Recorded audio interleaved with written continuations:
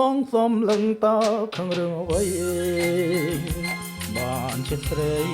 មិនស្ដីតបមកបង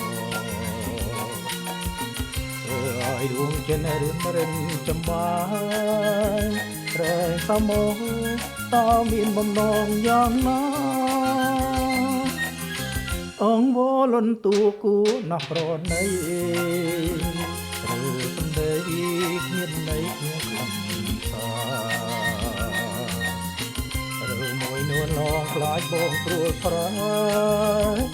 តែចិនដាព្រមមេត្តាឆ្លើយមកចងខ្ញុំសូមសារភាពប្រាំទៅស្រីរាល់ថ្ងៃរៀងក្នុងស្រីតែអូនមួយកុំព្រួយឲ្យសង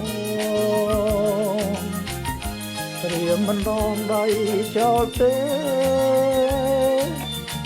សូមអូនជឿចោលណាស្រព្រលឹងមកជុំខំ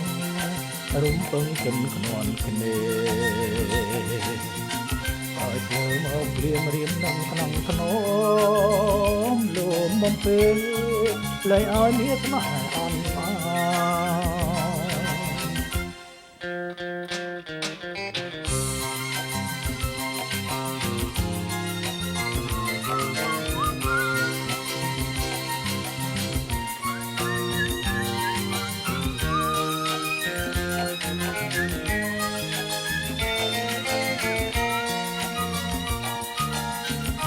សូមអូនជាចូលណាស្រព្រលឹង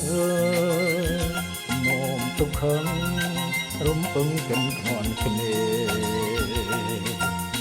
ក្រោយភ្លើមកក្លៀងរៀមនឹងក្នុងធ្នមលោមុំពេលលែងឲ្យនេះស្នេហ៍អន់ណាអន់